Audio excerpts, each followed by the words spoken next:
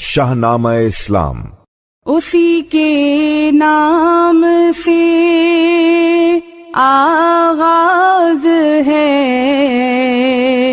اس شاہنامے کا، ہمیشہ جس کے در پہ سر جھکا رہتا ہے خامے کا، ہمیشہ جس کے در پہ سر جھکا رہتا ہے خامے کا، اسی کے نور سے پر نور ہے شمس و قمر تارے، وہی ثابت ہے جس کے گرد پھرتے ہیں یہ سیارے، وہی ثابت ہے جس کے گرد پھرتے ہیں یہ سیارے۔ اسی کے نام سے آغاز ہے اس شاہ نامے کا، ہمیشہ جس کے در پر سر جھکا رہتا ہے خامے کا، اسی نے ایک حرف کن سے پیدا کر دیا عالم، کشاکش کی صدائے ہاؤ ہو سے بھر دیا عالم، نظام آسمانی ہے اسی کی حکمرانی سے، بہار جاودانی ہے اسی کی باغبانی سے، اسی کے نور سے پر نور ہیں شمس و قمر تارے، وہی ثابت ہے جس کے گرد پھرتے ہیں یہ سیارے، بشر کو فطرت اسلام پر پیدا کیا جس نے، محمد مصطفیٰ کے نام پر شیدا کیا جس نے۔ السلام علیکم، شاہنامہ اسلام کے ساتھ حاضر خدمت ہوں۔ آج 5واں روزہ ہے رمضان المبارک کی 5 تاریخ۔ تمام اسلامی دنیا سرشار اور پرکیف ہے، اور دنیا میں جہاں جہاں بھی سرکار دو عالم کے امتی موجود ہیں، اس مہینے کی روح پرور ساعتوں سے اپنے اندر مسرت و انبساط کی لہریں سی دوڑتی محسوس کر رہے ہیں۔ رمضان المبارک امت مسلمہ پر اللہ رب العالمین کا خاص احسان، انعام، صلہ اور جزا ہے۔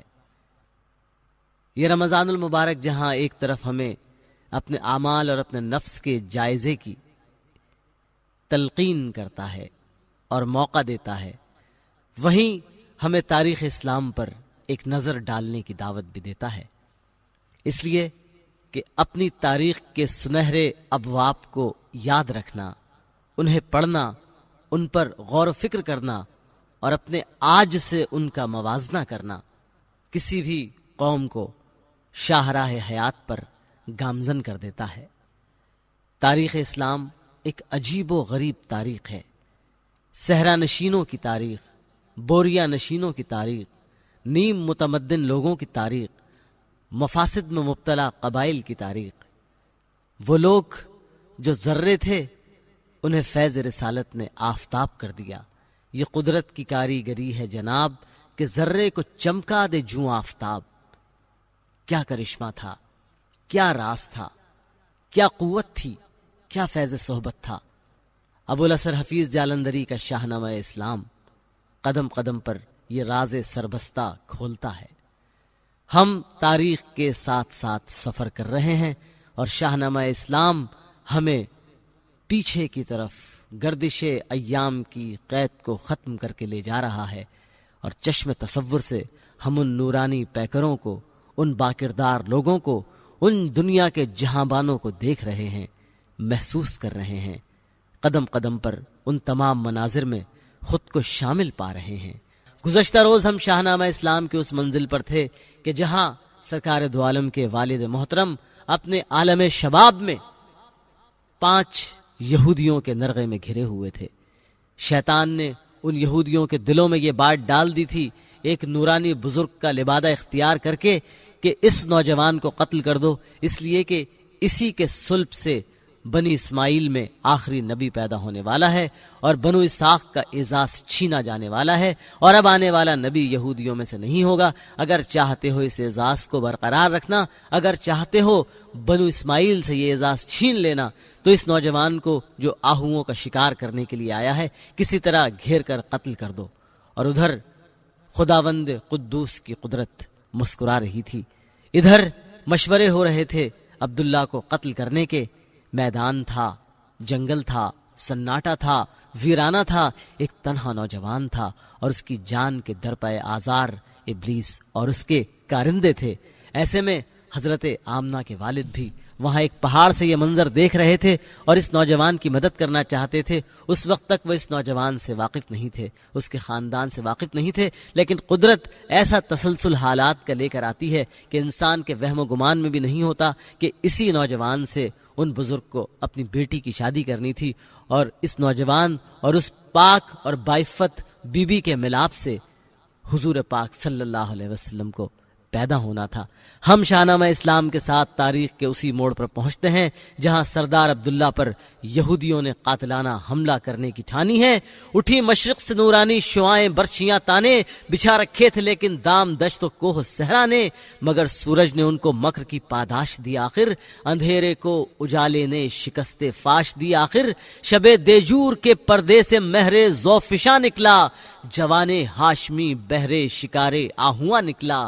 ادھر پانچوں یہودی بھی اندھیرے غار سے نکلے، یہ بزدل گھڑ چڑھے اس دامن کوثار سے نکلے، جوان ہاشمی کی جستجو تھی ان کمینوں کو کہ شیطان حسد سے بھر دیا تھا ان کے سینوں کو، بہر سو جھانکنے پھرنے لگے حیران و سرگرداں، لیے دل میں امید و بھیم کا دریائے بے پایا، یکایک فاصلے پر ٹاپ گھوڑے کی سنائی دی، بالآخر نوجوان کی چاند سی صورت دکھائی دی، یہ عبداللہ تھا اور اس گھڑی بالکل اکیلا تھا، مسلح خادموں کو دور پیچھے چھوڑ آیا تھا، تعاقب میں ہرن کے آ رہا تھا برق دم گھوڑا، سوار ہاشمی نے تاک کر تیر قضا چھوڑا، نشانے پر پڑا ناوک نشانہ ہو گیا آہو، گرا گر کر اٹھا آہو، پھر اٹھا پھر گرا آہو، وہیں ناوک فگن بھی دوسری ساعت میں آ پہنچا، اتر کر زین سے نخچیر آہو کے قریب آیا، ارادہ تھا کہ باندھے زبھ کر کے پشت توسن سے، سراسر بے خبر تھا قید سیادان پرفن سے، یہودی گھڑ چڑھوں نے دفتن پیدل کو آ گھیرا، نظر تلوار آئی دی دئے حیران جدھر پھیرا، مگر یہ شیر تلواروں کے سائے سے نہ گھبرایا، مثال برق کوندا پشت توسن پر چلا آیا، پکارا یہ تو بتلاؤ کہ حملے کا سبب کیا ہے؟ وہ بولے ایک ہی مقصد ہے، تجھ کو قتل کرنا ہے۔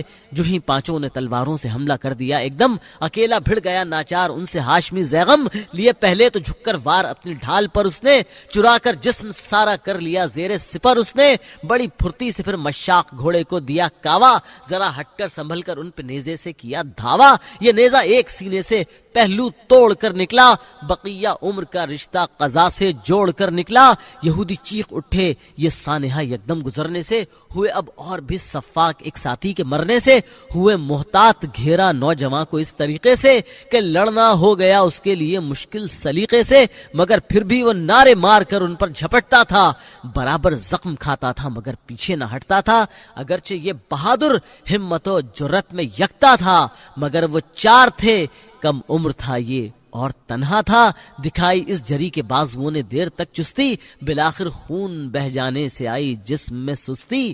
بنو زہرا میں ایک مرد معمر وہب نامی تھا، قریشی نسل میں یہ شخص بھی ماہ تمامی تھا، تھی اس کے گھر میں ایک دختر جو ایسی پاک سیرت تھی کہ اس کی ذات سے لفظ حیاداری کی عزت تھی، عرب میں آمنہ مشہور تھا نام اس عفیفہ کا، اسی کی گود گہوارہ بنی دین حنیفہ کا، بہت ہی فکر رہتی تھی پدر کو عقد دختر کی، بنی ہاشم میں تھے اس کو تلاش و جستجو بھر کی، روایت ہے کہ اس دن ہو گیا تھا اونٹ گم اس کا، وہ اس کو ڈھونڈتا پھرتا تھا اس جانب بھی آ نکلا، بلندی سے اسے اس جنگ کا نقشہ نظر آیا، یہودی قاتلوں کے بس میں ایک لڑکا نظر آیا وہ لڑکا برسرے پیکار چاروں سے بہت ہی تندہی سے لڑ رہا تھا پختہ کاروں سے۔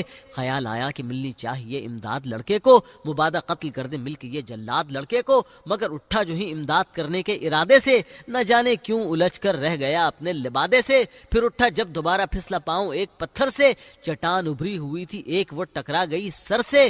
اٹھا پھر تیسری بار اور چاہا جلد اتر جاؤں، جوانے ہاشمی کو قتل ہونے سے بچا لاؤں، مگر اب کے ہوا ایک اژدہا اس راہ میں حائل کہ جس کے خوف سے ساری عظیمت ہو گئی زائل۔ یہ مرد اب دور ہی بیٹھا ہوا حسرت سے تکتا تھا، جوانے ہاشمی کے واسطے وہ کچھ نہ کر سکتا تھا۔ نظر آیا کہ لڑکا سست ہے زخموں کی شدت سے، یہودی پے بپے حملے کیے جاتے ہیں قوت سے۔ خیال آیا میری آواز سے شاید وہ ڈر جائیں، یہاں ایک شخص کو موجود سمجھے اور باز آئیں، مگر جو ہی یہ سوچا اور نعرہ مارنا چاہا، وہیں گھونٹا کسی نے حلق اور بٹھلا دیا چپکا۔ حقیقت میں یہ سب شیطان کی فتنہ ترازی تھی، مدد کے راستے میں ہر رکاوٹ ہیلا سازی تھی۔ رہی جب تک اس طرح ہر مرتبہ تدبیر ناکارہ، نظر آیا نہیں تقدیر سے انسان کو چارہ، مگر اس بے گناہ کا قتل ہونا میں نہ دیکھوں گا۔ نہیں کچھ اور کر سکتا تو آنکھیں بند کر لوں گا، مگر اتنے میں اس کو اور ہی نقشہ نظر آیا، زمین سے تا فلک ایک نور کا جلوہ نظر آیا اترنا چار نورانی فرشتوں کا، اور ان کو دیکھتے ہی بھاگنا ان بس سرشتوں کا۔ گرا کر قاتلوں کو بھاگ اٹھے رہوارے شیطانی، زمین پر سر پٹکتے رہ گئے غولے بیابانی۔ جوان نے اب تعاقب کر کے مارا ان لعینوں کو، نہ شیطان دے سکا کوئی سہارا ان لعینوں کو۔ یہ صورت دیکھ کر مرد معمر ہو گیا حیراں، یقین آیا کہ ہے یہ ہاشمی لڑکا بہت ذیشاں۔ اٹھا تو راستے میں اپنا کوئی اژدہا دیکھا، وہاں پہنچا تو پانچوں قاتلوں کا سر کٹا دیکھا۔ پڑے تھے 5 لاشیں، ایک سے دور سب تنہا، کھڑا تھا ایک جگہ فرزند عبد المطلب تنہا۔ غرض زخمی جوان کو ساتھ لے کر وہ گھر آیا، یہ سارا ماجرا اس کے پدر کو جا کے بتلایا۔ پھر اپنی نیک دختر بیاہ دیس شیر سولت سے، خوشیز بیاہ کی سب نے منائی شان و شوکت سے۔ بہم دلہا دلہن تھے صورت و سیرت میں لاسانی، قسم کھاتی تھی ان کا نام لے کر پاک دامانی۔ وہ نور لم یزل جس کی ضیا تھی روح انور میں، نظر آنے لگی اس کی جھلک تقدیر مادر میں۔ گئے پھر کچھ دنوں کے بعد سوئے شام عبداللہ، وہاں سے پلٹے آتے تھے کہ آئی موت بھی ناگاہ۔ جوانی میں ہوا یثرب کے اندر انتقال ان کا، رہا بام نہ کے واسطے رنج و ملال ان کا۔ لیے بیٹھی تھی اب گھر میں امانت اپنے شوہر کی، کہ تھی بطن صدف میں روشنی ایک پاک گوہر کی۔ ہوئی شیطان کو اس مرتبہ بھی سخت ناکامی، تو قبضے میں کیا ایک شخص اس نے ابرہا نامی۔ یہ حاکم تھا یمن کا اور حبش کی فوج کا افسر، تھا اس کے پاس خونی ہاتھیوں کا ایک بڑا لشکر۔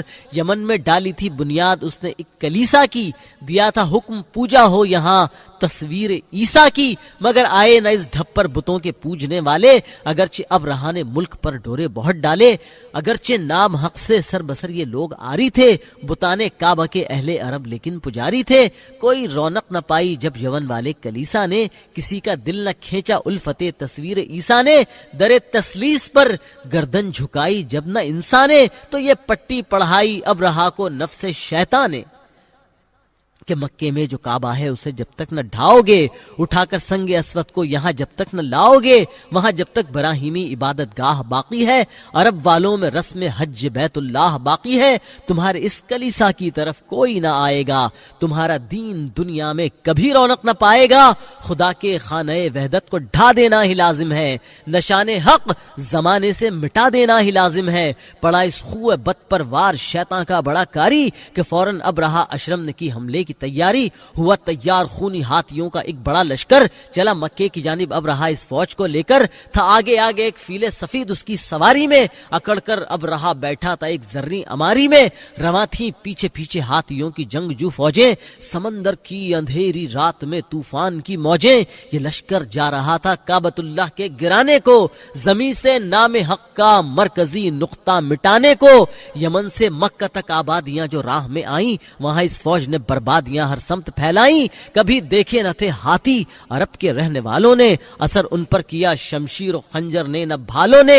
یہ خبریں اہل مکہ نے سنی اور سخت گھبرائے، دلوں پر وسوسے شیطان نے فی الفور پھیلائے۔ اگرچہ بت پرستی کی نہیں رکھی تھی حد کوئی، ہبل اور لات و عزا نے نہ کی ان کی مدد کوئی. قریش ان ہاتھیوں سے خوف کھا کر دفتن بھاگے, پہاڑوں میں چھپے جا کر کوئی پیچھے کوئی آگے. یہ سب خوف و خطر تھا, بت پرستی ہی کا خمیازہ کہ برہم ہو چکا تھا ان کی یکجہتی کا شیرازہ. دلائی ان کو عبد المطلب نے گو بہت غیرت, نہ دکھلائی مگر نسل قریشی نے کوئی جرت. تھے عبد المطلب یا بیٹے پوتے ان کے 10-12 یہی باقی تھے, باقی شہر خالی ہو گیا سارا. سپاہ اولاد تھی, والد سپاہ سالار مکہ تھا, یہی کعبے کا خادم تھا, یہی سردار مکہ تھا. سحر کے وقت ایک بدو یہ مکے میں خبر لایا کہ لشکر فیل والوں نے حرم کی حد پہ ٹھہرایا. چراگاہوں میں خاک اڑنے لگی ہے ظلم کے مارے, پکڑ کر اونٹ عبد المطلب کے لے گئے سارے. ہوئے تیار عبد المطلب بھی یہ خبر سن کر, تنے تنہا چلے گھوڑے پہ چڑھ کر جانب لشکر. وہاں پہنچے تو ان کو ابرہا نے دور سے دیکھا کہ ایک مرد معمر آ رہا ہے بے دھڑک تنہا. نشاں چہرے سے ظاہر ہیں بزرگی کے, امارت کے, شرافت کے, نجابت کے, تقدس کے, طہارت کے. وہ ان کی پیشوائی کے لیے باہر نکل آیا, بڑی عزت سے اپنی بارگاہ میں لا کے بٹھلایا. کہا فرمائی یہ کیا نام ہے, کیا کام ہے صاحب, یہ بیان کیجئے یہاں آنے کا اپنے مقصد و مطلب. کہا اہل عرب کہتے ہیں عبد المطلب مجھ کو, نہیں ہے آپ سے کوئی غرض کوئی طلب مجھ کو. ہکا لائے ہیں میرے اونٹ جا کر آپ کے چاکر, میں آیا ہوں کہ لے جاؤں یہاں سے اونٹ لوٹا کر. سنی یہ بات تو حیران ہو کر ابرہا بولا کہ شاید تم نے اپنی بات کو دل میں نہیں تولا. یہ ظاہر ہے میں آیا ہوں یہاں کعبہ گرانے کو, تمہارے جد امجد کی عبادت گاہ ڈھانے کو. تعجب ہے کہ ایک ناچیز شے کا ذکر کرتے ہو, نہیں کعبے کی فکر اونٹوں کی اپنے فکر کرتے ہو. تمہیں لازم تھا عزت کے مطابق گفتگو کرتے, خدا کا گھر بچانے کے لیے کچھ آرزو کرتے. یہ تانا سن کے عبد المطلب بولے متانت سے کہ ناواقف ہو تم قوم عرب کے کیش و ملت سے. صداقت ہے یہی میں اپنی شے کا ذکر کرتا ہوں کہ میرا مال ہے اونٹ, اس لیے میں فکر کرتا ہوں. کرے گا فکر اپنے گھر کی جو اس گھر کا مالک ہے, کہ جو اس گھر کا مالک ہے وہ بحر و بر کا مالک ہے. یہ سن کر ابرہا چپ ہو گیا, سب اونٹ دلوائے. یہاں سے اٹھ کے عبد المطلب چپ چاپ گھر آئے. بلاخر نور نے اس رات کے آثار بھی میٹے. ہوئے تیار عبد المطلب اور ان کے سب بیٹے, دعا مانگی جناب آمنہ کو پاس بٹھلا کر کہ اے کعبے کے مالک نصرت غیبی مہیا کر. یہ عالی شان بچہ جو ابھی ہے بطن مادر میں, بشارت تھی کہ اس کا نور چمکے گا تیرے گھر میں. اسی کے واسطے سے ہم دعا کرتے ہیں اے مالک, سوا تیرے کسی سے ہم نہیں ڈرتے ہیں اے مالک. بچا لے یورش دشمن سے اپنے گھر کی حرمت کو, بچا لے آل اسماعیل کے سامان عزت کو. دعائیں مانگ کر اٹھے فراز کوہ پر آئے. یہاں سے فوج دشمن کے انہیں نقشے نظر آئے. غبار اٹھتا نظر آیا حرم کے ایک کنارے سے. فلک کا رنگ پھیکا پڑ گیا تھا اس نظارے سے. چڑھی آتی تھی کعبے پر گھٹا ظلمت کی صحرا سے. ستارے ڈر کے مارے ہو گئے روپوش دنیا سے. سحر نے بسترے مشرق سے لی جب اٹھ کے انگڑائی, افق پر کالے کالے ہاتھیوں کی چھاونی چھائی. ہنسا شیطان کہ بر آنے لگی اس کی امید آخر, بڑھایا ابرہا نے فوج سے فیلے سفید آخر. قطاریں ہاتھیوں کی پیچھے پیچھے بڑھتی آتی تھیں, بروئے کعبہ یہ کالی گھٹائیں چڑھتی آتی تھیں. کہیں آنکس کہیں تیغے کہیں برچھے چمکتے تھے, مہاوت ہاتھیوں کو ریلتے تھے, کفر بکتے تھے. حرم کی حد میں یوں جب چیرہ دستی کا سما دیکھا, زمین خوف سے تھرا کے سوئے آسماں دیکھا. اٹھائی تیغ اب غصے میں عبد المطلب اٹھے, فدائے کعبہ ہو جانے کو باغیظ و غضب اٹھے. مگر اٹھتے ہی ان کو اور ہی نقشہ نظر آیا, جلال رب کعبہ کا عجب منظر نظر آیا. حرم کی حد میں آیا ابرہا تو رک گیا ہاتھی, پے تعظیم کعبہ عاجزی سے جھک گیا ہاتھی. گرا سجدے میں سر ایسا کہ پھر اوپر نہیں اٹھا, ہزار آنکس پڑے تن پر, مگر یہ سر نہیں اٹھا۔ یکایک ابرہہ نے مڑ کے دیکھا فوج کی جانب، حرم کی سرزمین پر بڑھنے والی موج کی جانب۔ نظر آیا قطاراں در قطاراں رک گئے ہیں سب، بروئے کعبہ سجدے کر رہے ہیں، جھک گئے ہیں سب۔ تعجب اور گھبراہٹ کا ہنگامہ ہے، پیش و پس محاوت مارتے ہیں ہاتھیوں پر پے بپے آنکس۔ پڑے ہیں اس طرح ہاتھی کہ جنبش ہی نہیں کرتے، خدا کا ڈر ہے دل میں، آج شیطان سے نہیں ڈرتے۔